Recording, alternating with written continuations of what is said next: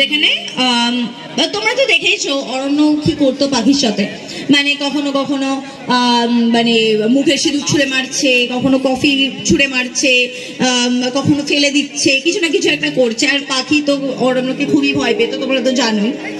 So এরকম একটা সময় হয়েছে অরণ্য পাখিকে স্লিপ থেকে ধাক্কা মেরে ফেলে দিয়েছে, কিছু একটা ইনসিডেন্ট হয়েছিল, অনেক বছর আগে শুট হয়েছিল, ভুলে গেছি। তবে পাখির যে রাগটা আছে,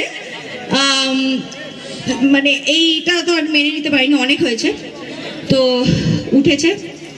উঠে এবারে ও রেগে মেগে বলছে, আমি ডায়লগ অতটা মনে নেই, 10 বছর আগে, বাট হ্যাঁ এরকম কাছাকাছি বলেছেন।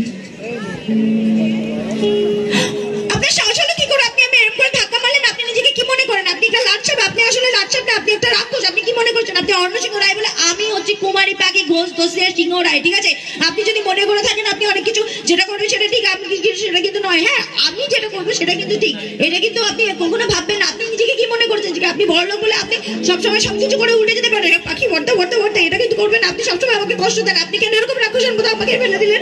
আপনি খুব খারাপ মানুষ, আপনি সবসময় আমাকে কষ্ট দেন। শুনুন, আমি কিন্তু আমার বাড়ি ছেড়ে আপনার কাছে পড়ে এসেছি, আমি কিন্তু চাকরি করি, সব কিছু করি, আমি অনেক কিছু কষ্ট করি, কিন্তু আপনি সবসময় আমাকে এরকম ভাবে কষ্ট দেন। কেন করেন বলো তো? সবসময় আমাকে এইরকম আপনি অনুমতির সামনে অপমান করেন, বিয়েদের সামনে অপমান করেন, সবার সামনে আপনি অপমান করেন। আমি কিন্তু একদম সহ্য করতে পারবো না। আপনি এত বড় রাক্ষস কেন? আমার একদম ভালো লাগে না। মা তারা দিব্যি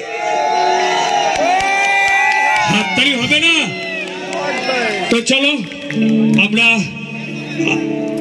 মানে এরকম মানে আরো অনেক ডায়লগ ছিল, কিন্তু হ্যাঁ এইরকম ভাবেই পাখি বক বক বক বক বক বক করতো।